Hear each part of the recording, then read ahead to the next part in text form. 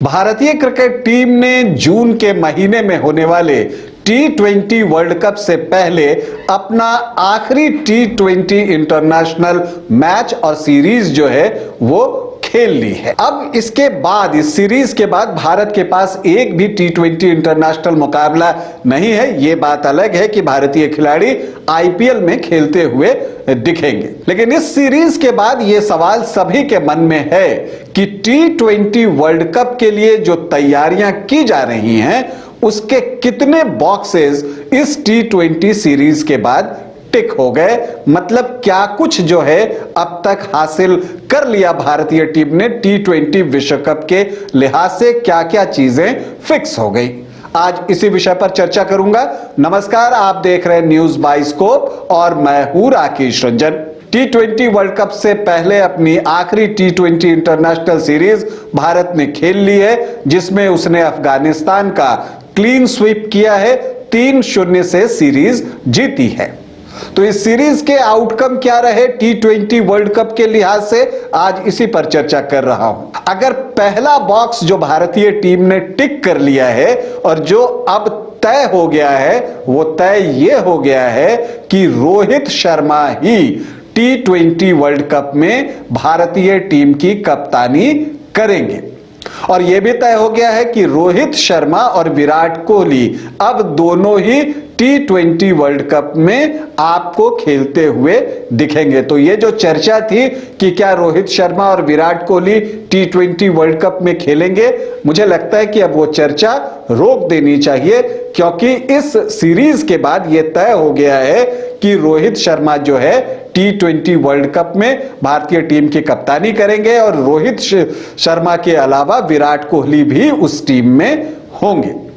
देखिए, रोहित की कप्तानी बनती भी है। अफगानिस्तान के खिलाफ जो आखिरी मुकाबला आप देखें तो उन्होंने बल्लेबाजी तो अच्छी की ही, अगर कैप्टेंसी की ही बात करें तो डबल सुपर ओवर जब हुआ, जो दूसरा सुपर ओवर चल रहा था, उस वक्त क्या किसी ने सोचा था कि रवि बिश्नोई को गेंदबाजी दी जा सकती है?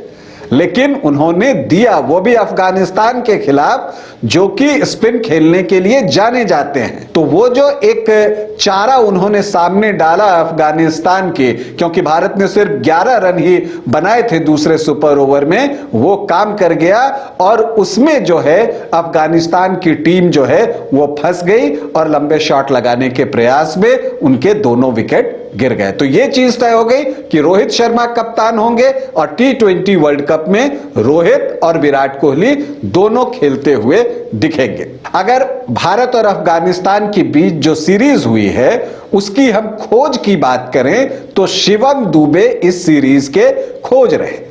हालांकि इससे 3 साल पहले भी वो भारतीय टीम के लिए खेल चुके हैं, लेकिन इस सीरीज में उन्होंने वापसी की और वापसी पर प्लेयर ऑफ द सीरीज का अवार्ड भी जीता, जो ये बता रहा है कि उन्होंने अपनी भूमिका के साथ न्याय किया है। कोच राहुल द्रविड़ ने मैच के बाद उनकी जमकर तारीफ भी की।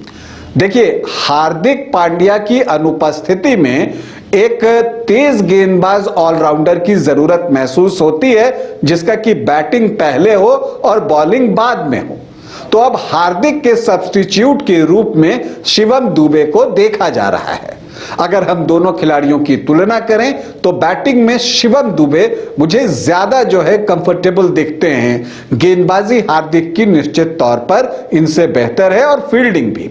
तो अब ऐसी परिस्थिति में कि अगर हार्दिक पांड्या चूंकि इंजरी प्रोन है, उन्हें चोटें ज्यादा लगती हैं, तो वैसी परिस्थिति में अगर वो उपस्थित ना हो तो आप शिवम दुबे को प्लेइंग 11 में वर्ल्ड कप के लिए डाल सकते हैं। तो शिवम दुबे जो है वो अब फ्रेम में आ गए हैं, मेन फ्रेम में आ गए हैं और T20 वर्ल्ड कप के लिए उनका दावा बेहद मजबूत हो गया है और मुझे लगता है कि 15 खिलाड़ियों में वो जरूर शामिल किए जाएंगे हार्दिक पांड्या के फिट होने के बावजूद। तो ये दूसरा बॉक्स एक आपको टिक हुआ कि एक आपको ऐसा बैटर जो तेज गेंदबाजी भी कर सके, वो बॉक्स आपको चाहिए था कि टिक हो, तो वो बॉक्स भी अब टिक हो गया है।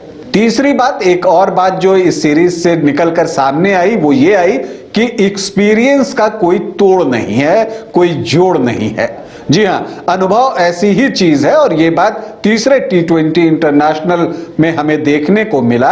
जब 22 रनों पर 4 विकेट निकल गए थे, तब रोहित शर्मा ने किस एक्सपीरियंस के साथ बल्लेबाजी की, अपनी पारी को किस तरह से पेश किया और टीम के स्कोर को 22 पर 4 से 212 तक लेकर गए। रिंकू सिंह ने उनका साथ भरपूर निभाया।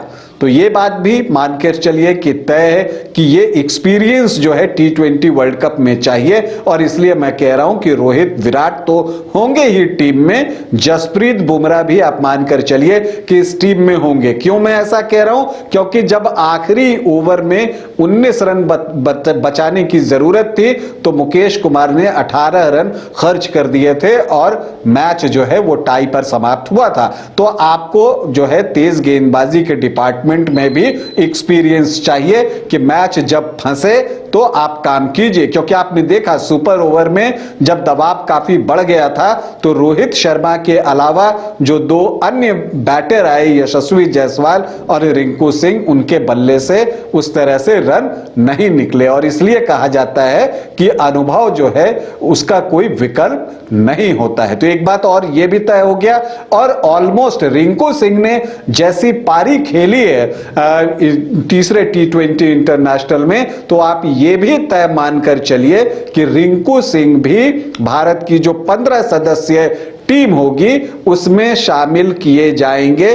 भले ही हार्दिक पांड्या फिट हो जाएं, सूर्य कुमार यादव फिट हो जाएं, ये दोनों भी टीम में होंगे, लेकिन रिंकू सिंह भी इस टीम में होंगे। ऐसे में शुभमन गिल के लिए संभावनाएं कम होते चली जा रही हैं। तो ये चीजें हैं जो कि टी20 वर्ल्ड कप के लिए ऑलमोस्ट जो है फिक्स हो गई हैं भारतीय टीम के लिहाज से। लेकिन कुछ चीजें अभी भी पता नहीं है। ये पता नहीं है कि रवि बिश्नोई ने जो कमाल की गेंदबाजी की, दूसरे सुपर ओवर में 3 गेंदों में 2 विकेट ले लिए, भारत को मैच जिता दिया, तो क्या वो भारत की प्लेइंग 11 में टी20 वर्ल्ड कप में होंगे?